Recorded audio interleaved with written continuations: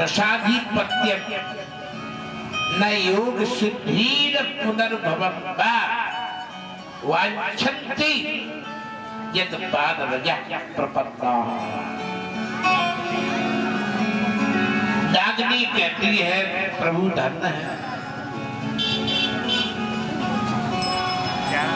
नाग माने स्वर्ग, स्वर्ग में रहने वाला इंद्र कभी ये प्रसाद प्राप्त नहीं कर सकता है। सार्वभौम सम्राट राजा भी ये प्रसाद प्राप्त नहीं कर सकता है। पारमेष्ठिय माने ब्रह्मा, ब्रह्मा को भी ये प्रसाद कभी जीवन में प्राप्त नहीं हो सकता।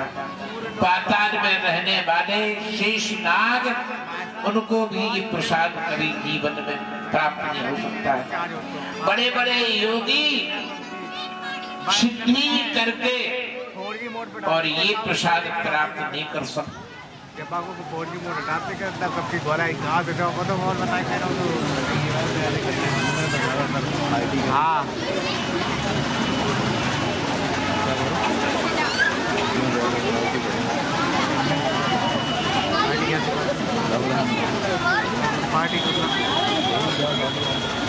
हाँ साहब, इनकी झांकी की हाँ हाँ हम खींचने तो भेजती हैं, हाँ हम डालती हैं, अगर मम्मी खींचे तो डालती हैं। नागनी ने कहा है हाँ न तो इंद्र, न सार्वभौम सम्राट, न ब्रह्मा, न शेष नाग, न योगी लोग इस प्रसाद को प्राप्त कर सकते हैं जिस प्रसाद को मेरे पति ने प्राप्त किया है। भगवान ने कहा तेरे पति ने क्या प्राप्त किया है? तो नागनी ने कहा मेरे पति ने यत पाद रजा प्रपन्ना, आपके चरणों की रज प्राप्त। आपने किसी के सिर पर पाँव नहीं रखा है। भगवान ने जीवन में दो ही के सिर पर पाँव रखा है, या राजा बलि के सिर पर या काली के सिर पर।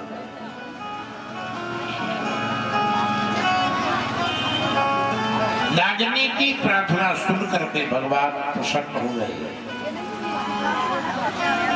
चेत आता है कालिया नाग। भगवान ने कालिया नाग से कहा यहाँ से रमणक द्वीप चले जाओ। तुम्हें गरुड़ का भय था, गरुड़ के डर के कारण यहाँ छुपे थे। आज से गरुड़ तुम पर नहीं बोलेगा, मेरे चरण की छाप तुम्हारे मस्तक में बराबर पड़ी है।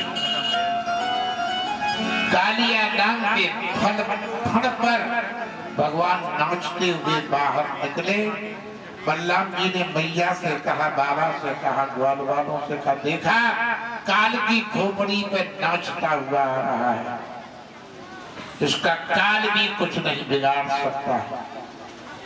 कालिया नाग ने मस्तक टेका और जमुना से गंगा, गंगा से समुद्र, सीधा रमण द्वीप में पहुंच जाता है।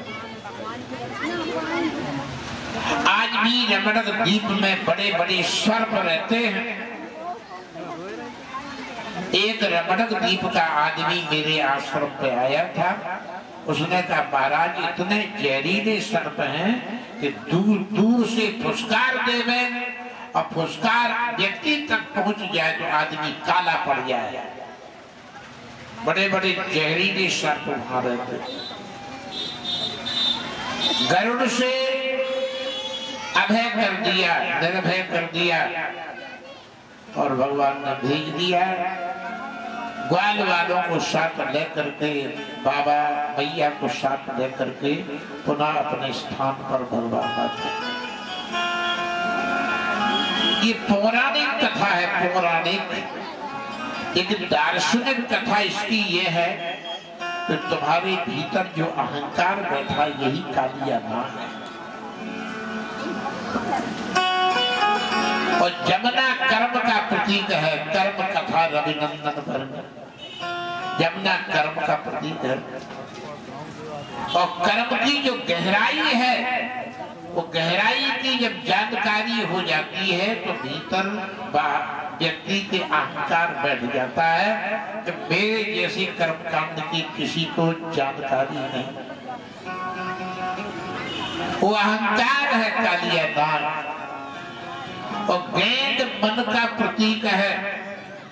यह मन अहंकार के निकट पहुंच जाता है। तो नारद जी जैसे शब्द का इशारा होता है, भगवान वह कर्म की गहराई तहने पहुंच करके अहंकार का मान मर्दन करके, अहंकार की वृत्ति जो नागनी है वो भगवान की प्रार्थना करती है। मन निर्मल हो जाता है, जो मन रूपी गेंद है वो निर्मल हो जाती है भगवान को प्राप्त करके। और निर्मल मन जन सो मोहि पावा, मोहि कपट छल छिद्र न भावा। वही गेंद फिर श्री रामा प्रेम से स्वीकार कर देता है। आज भगवान ने काली देह को स्वच्छ पवित्र बना दिया। बाकी बाद वर्षा ऋतु आ जाती है।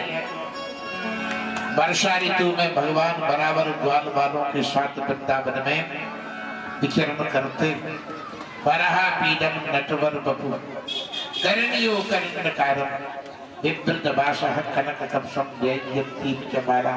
रंधान वेणु रधन सुधया पूजन गोपवंदे वृंदारण्यम सुपद रमणम प्रापसद दीपकी।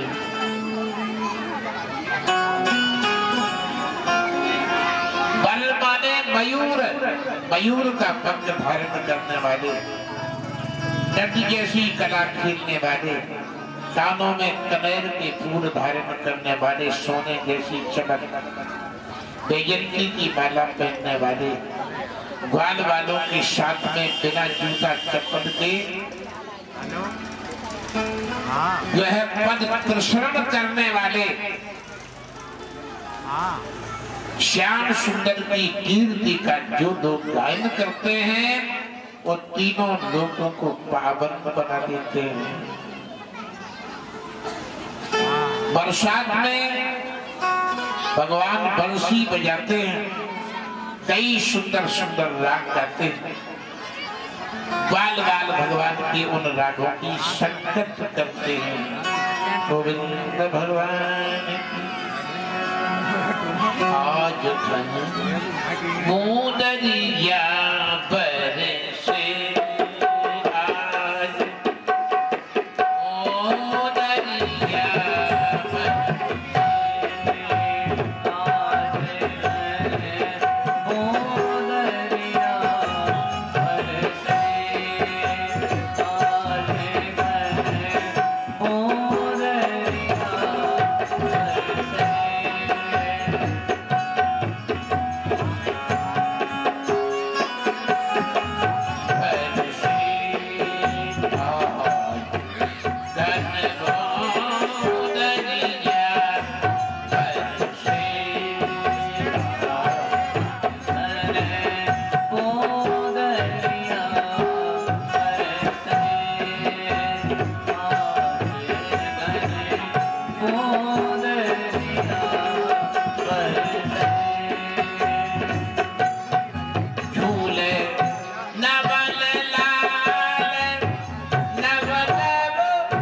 सखियन